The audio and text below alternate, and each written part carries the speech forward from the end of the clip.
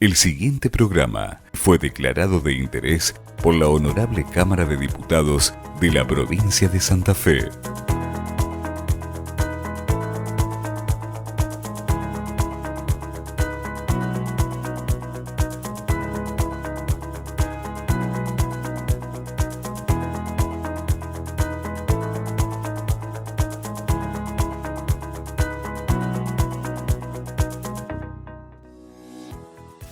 Se llega a la maternidad o a la no maternidad por distintos caminos, pero siempre es una elección entre los sentimientos propios y los mandatos sociales. Mujeres, hombres, parejas que hacen lo imposible para tener un hijo y aquellos que prefieren no tenerlo. Hoy hablaremos de enfermedades de transmisión sexual y sus implicancias. Bienvenidos a ¿Y ustedes para cuándo?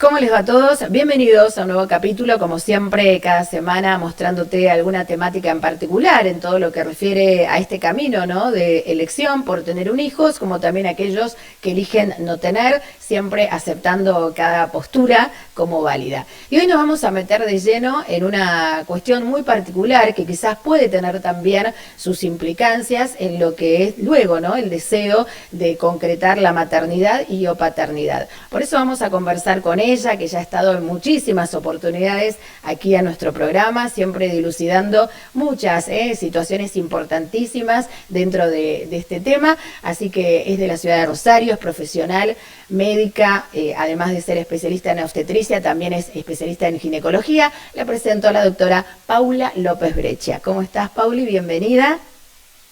Muchas gracias, Karina, nuevamente por invitarme a dialogar en tu programa, muy interesante. Y hoy lo hacemos de un formato muy diferente desde casa, porque bueno, las veces anteriores que teníamos ocasión de compartir contigo, siempre en el estudio, ¿no?, en la UOX, y vuelta que generamos de manera presencial, en esta hora nueva normalidad, nosotros nos permite seguir con nuestra tercera temporada al aire y hacerlo en el formato cuarentena, le llamamos, el formato desde casa. Bueno, vamos a iniciar contigo la charla un poco, bueno, contándole a quienes nos están viendo a qué se refiere esto de enfermedades de transmisión sexual. Bien, las enfermedades de transmisión sexual son actualmente y históricamente muy frecuentes. Anteriormente no eran muy visibilizadas porque era como un tema tabú, incluso entre la sociedad, poseer una enfermedad de transmisión sexual, y que incluso a veces hasta dificultaba la consulta médica. Por ejemplo, la sífilis, que es una enfermedad que existe desde 400 años antes de Cristo, hoy sigue formando parte de las enfermedades de transmisión sexual, pero al aparecer otras que son mucho más visibles, como el HPV, por ejemplo, que es muy común hoy en día en las consultas de ginecología, estamos hablando un poco más y tratar de informarnos un poco más y informar también a la población. Son enfermedades, como vos decías, que se transmiten por vía sexual únicamente, y también otras se pueden transmitir también por vía sanguínea o por otros métodos, pero que comparten como común esa vía de transmisión.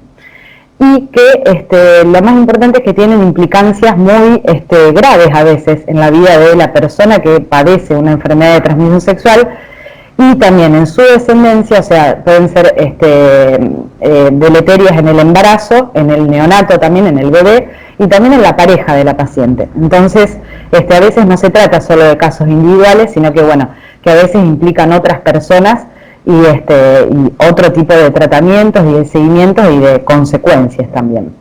Bien, Pauli, además esto es importante lo que vos dijiste, ¿no?, que quizás hoy por hoy están siendo más visibilizadas, porque bueno, refiere a todo lo que es la sexualidad de una persona, y cuando ahí aparecía, ¿no?, una situación de tener quizás una enfermedad de transmisión sexual, ni más ni menos era una cuestión hasta vergonzosa, ¿no?, de manifestarlo, de hablarlo, de compartirlo. Pero bueno, imagino que todo esto también se puede prevenir, pero vamos a lo puntual. ¿Uno puede encontrar síntomas de alguna infección de transmisión sexual? Digo, ¿en lo cotidiano se puede dar cuenta?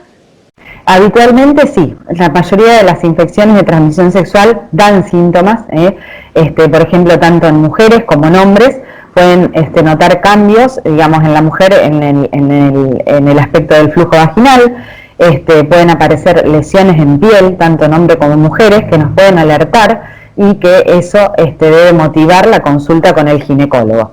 Y después hay una gran cantidad, por ejemplo, como el HPV, que a veces no da síntomas, porque a veces se pueden manifestar como verrugas, que es lo más frecuente, o lesiones en el cuello del útero. Y la única manera de diagnosticarla es con el Papa Nicolau. Entonces, por eso nosotros alentamos a que la paciente venga a hacerse el Papa Nicolau, porque no es nada más ni nada menos que el diagnóstico de una enfermedad de transmisión sexual.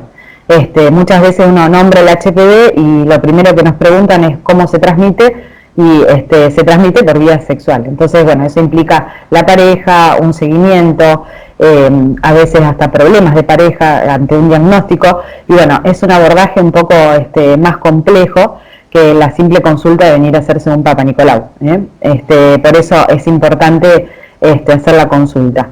Otras enfermedades de transmisión sexual, por ejemplo, como lo es el HIV, a veces solamente se diagnostica con un análisis de sangre, de ahí la importancia de las campañas de detección.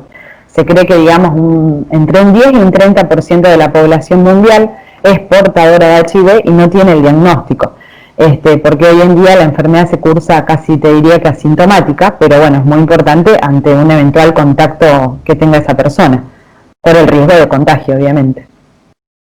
Pero sí.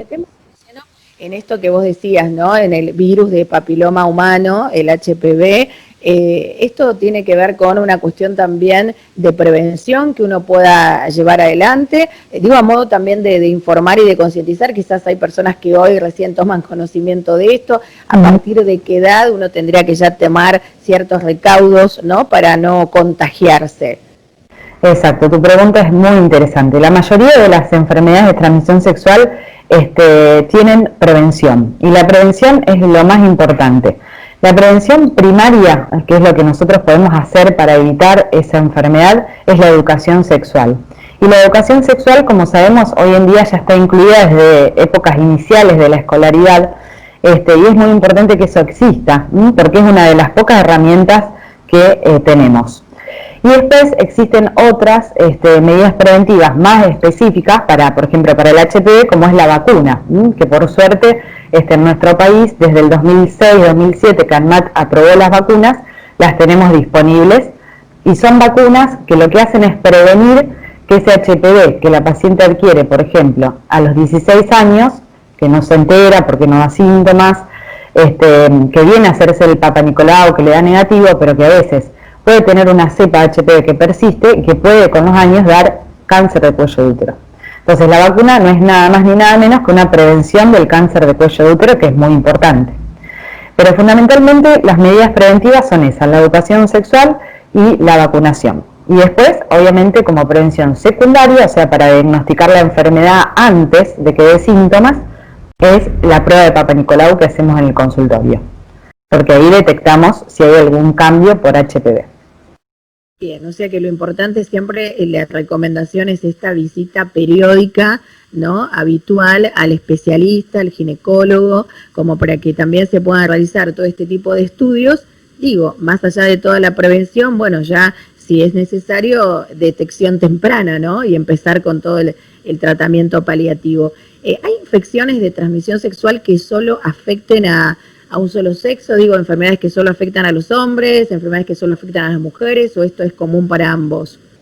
No, en general es común para ambos. Tienen diferentes manifestaciones clínicas. Por ejemplo, en el hombre a veces el HPV no da síntomas, o a veces se puede manifestar con verrugas o a veces no. Depende mucho de nuestra inmunidad, o sea, el virus es inmunodependiente. Si nuestra inmunidad está bien, generalmente no se manifiesta, o en el 90% de los casos se elimina solito. Pero generalmente ambos comparten manifestaciones, pero son en distinto grado. Las lesiones externas, o bien verrugas o úlceras. Ante la presencia de cualquiera de estas lesiones, eso debe alertar la consulta, porque se manifiesta en ambos por igual, porque justamente se transmite o del hombre a la mujer o de la mujer al hombre. no es que hay una línea unidireccional.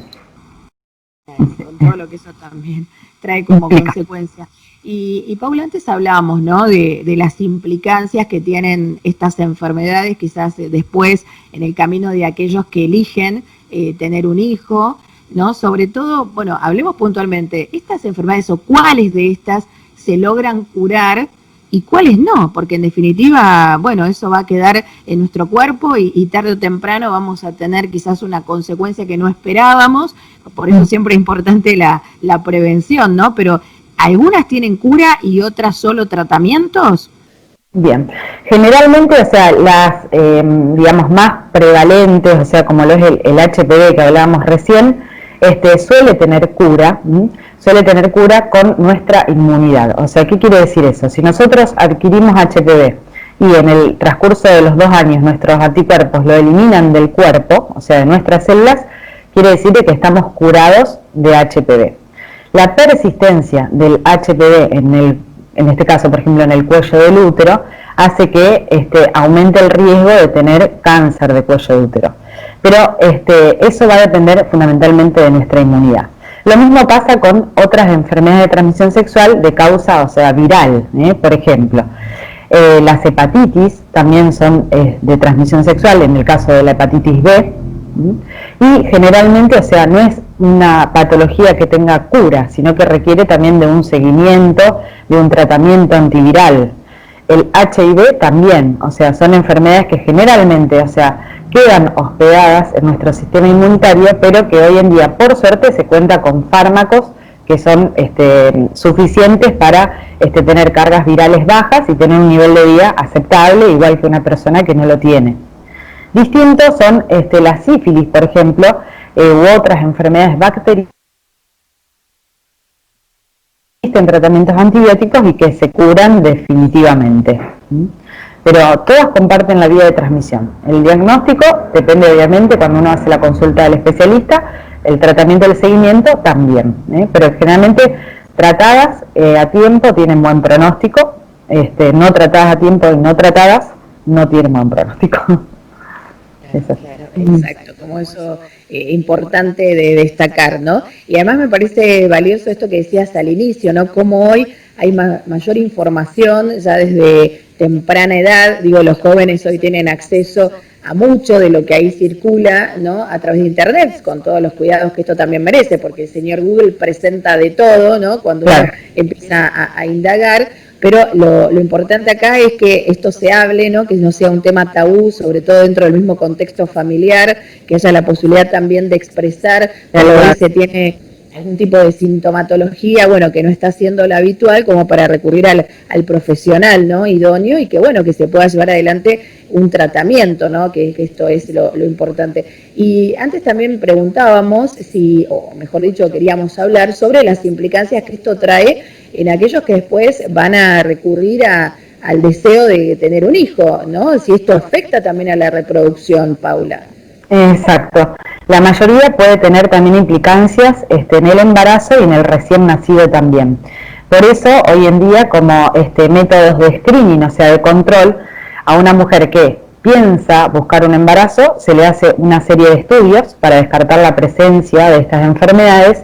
Y después también se vuelven a hacer otros estudios al inicio del embarazo, que sirven para descartar la presencia de estas patologías, porque va a cambiar. Por un lado, si la paciente tiene que hacer tratamiento durante el embarazo y después durante el nacimiento, puede cambiar la vía del nacimiento, o sea, ya sea un parto vaginal o una cesárea, en caso, por ejemplo, de que haya lesiones activas por HPV en el canal de parto, lo cual puede traer también consecuencias en el niño a nacer, en caso de que la paciente tenga, por ejemplo, herpes genital, que también es bastante común, y a veces cuando se transmiten durante el embarazo también puede tener implicancias en el organismo de ese bebé que digamos que se está gestando, como es el caso de la sífilis. Por eso mismo está, digamos, ya ampliamente difundido, nomenclado y aceptado todos los estudios que se hace una mujer que están indicados antes de buscar embarazo y también durante el primer trimestre de embarazo. Bien, importante todo lo que estás transmitiendo, digo, porque sobre todo en este programa que siguen muchas personas que ahí, bueno, persiguen el deseo de tener un hijo, que están en este camino, bueno, también prestar atención a todo esto previo, ¿no? Que son las enfermedades de transmisión sexual que pueden tener consecuencias. Vamos a desmistificar también, Paula, ¿no? Porque ahí también circula esto de, bueno, quizás llevar un piercing, ¿no? En algún órgano genital. Esto puede también acentuar las enfermedades o las infecciones de transmisión sexual, o esto es un mito simplemente. En realidad forma parte de un mito, o sea, siempre y cuando se tomen los recaudos de que la colocación sea con los medios de asepsia necesarios, que no haya una zona lesionada de piel donde se colocan estos dispositivos, eso no va a traer ningún tipo de complicaciones. Al igual que, por ejemplo, hoy en día que está muy difundido la depilación definitiva. Nosotros, o sea, antes de que surjan este tipo de tratamientos, de que se difundan a la población, hemos recibido una capacitación en donde ya sabemos que no aumenta el riesgo de ciertas enfermedades de transmisión sexual. Sí sabemos que obviamente que genera un cambio en la microflora vaginal, que por ahí la paciente puede llegar a tener más flujo al principio, pero no aumenta el riesgo de tener infecciones por HPV ni ese tipo, para nada. Bueno, importantísimo esto que decís, porque era también otra de las cuestiones a preguntarte, ¿no? ¿Qué pasaba con la depilación definitiva? Si esto también hacía que el cuerpo, sobre todo femenino, esté más propenso a contraer infecciones genitales o de transmisión sexual, así que eso también es una cuestión de desmistificar, y que hoy está buenísimo que podamos conversarlo contigo en este capítulo, ¿no? Y lo importante siempre, ante cualquier síntoma que uno vea allí, es recurrir al profesional, ¿no? Como vos lo marcabas anteriormente, Paula, hay algunos que uno va a poder darse cuenta en lo cotidiano, y hay otras que solamente se pueden detectar a través de los estudios específicos, como el Papá Nicolau, por ejemplo. Exacto. Eso, o sea, si hay que hacer solo Papá Nicolau, o nosotros después tenemos que pedir otra serie de estudios en base a ese resultado, eso se evalúa también en la consulta. Pero lo importante es tener en cuenta de que cuando la paciente va a consultorio para hacerse un tamizaje, un control, obviamente que eso depende de que nos sirva de la continuidad, de que la paciente venga todos los años a hacerse el control.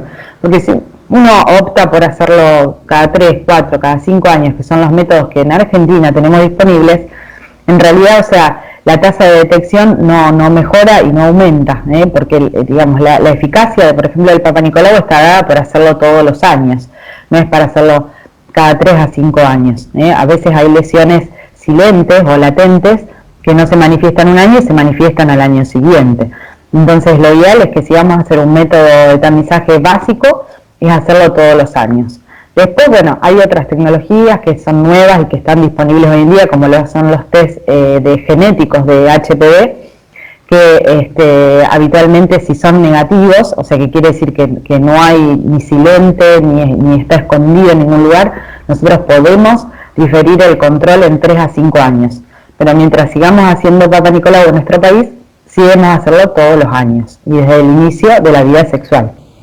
Exacto, en el inicio de la vida sexual, ¿no? Porque esto que vos hablabas anteriormente, ¿no? De recurrir al ginecólogo cuando comienza esta sexualidad, sobre todo en los adolescentes, y ya recurrir a un profesional, cuando se trata de prevenir, lo mismo, ¿no? A partir de ese momento, también tenerlo en cuenta. Y si bien vos comentabas antes, Paula, que esto puede afectar a varones como a mujeres, ¿qué pasa con las parejas homosexuales? Digo, 2 mujeres, 2 hombres, ¿hay mayor posibilidad de contraer infecciones? O esto, también es un mito, ¿no? Que circula y que también puede tocar o no, como en cualquier pareja heterosexual. Digamos, con respecto a las relaciones homosexuales, por un lado, o sea, las parejas de lesbianas, ha habido también un mito dando vuelta que la paciente que tiene una pareja homosexual no debe hacerse el Papá Nicolau. Y si esa paciente ha tenido relaciones sexuales, ya sea con mujer o con hombre, debe hacerse el Papá Nicolau, porque si bien es poco frecuente, el HPV se puede transmitir por otras vías. Y con respecto a las parejas homosexuales de hombres con hombres, también se ha descrito a veces aumento de la incidencia de, por ejemplo, de HPV a nivel anal, y que eso también puede generar aumento del riesgo con los años de producir carcinomas anales. Por suerte, los varones fueron incluidos también en el esquema de vacunación de prevención de HPV, para que, digamos, los que adquieran, por ejemplo, los tipos de alto riesgo de generar cáncer, sean vacunados y después, bueno, de acuerdo a las decisiones y a la orientación sexual de cada uno, estar protegidos. O sea, muchas veces si nosotros hablamos de prevención en parejas heterosexuales y no hablamos tanto de prevención en parejas homosexuales, pero bueno, también están expuestos al riesgo y a veces en otras localizaciones que son por la misma patología y que, bueno, también requieren de atención. Paula, antes vos decías al inicio que hoy está como siendo más visible esto de la educación sexual integral, hecho en las escuelas, más allá de todo el debate, ¿no?, que esto pueda traer como consecuencia, pero ¿qué ves vos como profesional en el consultorio? Digo, en el encontrarte con los pacientes con respecto a esto, ¿no?, a las enfermedades de transmisión sexual, ¿hay mayor conciencia? Las personas, digo, desde lo social, tienen mayor información al momento de prevención, de cuidarse, digo, entendiendo los años que vos venís trabajando desde tu especialidad, ¿ha habido cambios en esto? ¿Hay mayor, la gente tomó mayor conciencia de todo lo que esto implica? ¿O cómo es tu observación con respecto a esto? Bueno, sí, uno a veces tiene una visión un poco igual. A nivel cultural y social, o sea, nosotros vemos que las pacientes vienen más informadas que en edades, o sea, por ejemplo, adolescentes, que años anteriores. O sea, hoy en día, con la disponibilidad de información, la paciente está mucho más informada y, digamos, más empoderada de su salud. Después tiene que ver todo mucho, en este caso, fundamentalmente, de la educación sexual, con la esfera psicológica de cada persona, o sea, en el sentido de tener una personalidad definida, saber poner límites, que es algo que nosotros siempre insistimos en las consultas de las adolescentes, en que no se sientan forzadas en un encuentro sexual que aún no desean concretar, que eso no va a tener implicancias graves, pero que sí pueden tener implicancias graves no tener los recaudos necesarios. Y bueno, hay adolescentes que lo saben desde su casa y hay adolescentes que lo saben porque se lo decimos nosotros, y eso depende también de la cultura de cada familia, de la educación que recibe cada paciente en su hogar o en el colegio o de sus amigos, que a esa edad todo es válido. Así que sí, es un poco que a veces vemos esta cuestión de wow, qué informada que está, y después a veces llevarlo a cabo no es tan fácil, pero va mejorando la situación.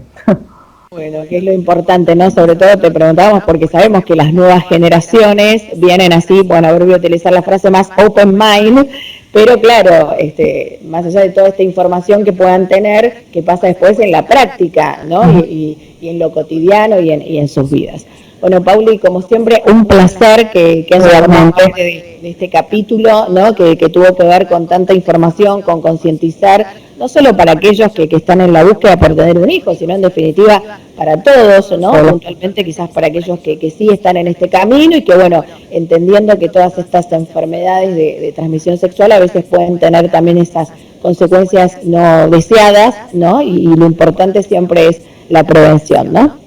Bien, muchísimas gracias por invitarme nuevamente, un placer para mí también. Bueno, te mandamos un abrazo grande y volvemos a estar en contacto, porque en cualquier otra oportunidad ya te vamos a convocar para alguna temática que sigamos desarrollando acá en el programa, ¿sí? Hasta pronto. Muchas gracias. Chau. Chau. Y ahí conversábamos con la doctora Paula López Brecha de este tema tan importante que tiene que ver con las enfermedades de transmisión sexual y sus implicancias también en aquellos que deciden tener un hijo, ¿no? Siempre prevaleciendo la cuestión preventiva para evitar, como decíamos, esas consecuencias no deseadas.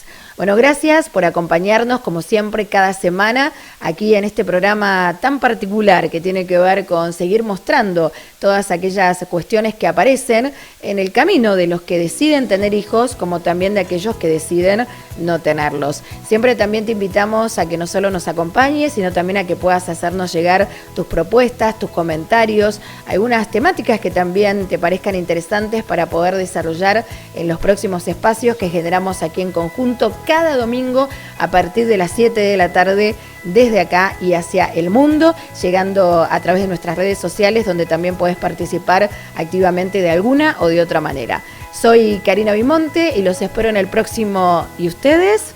¿Para cuándo?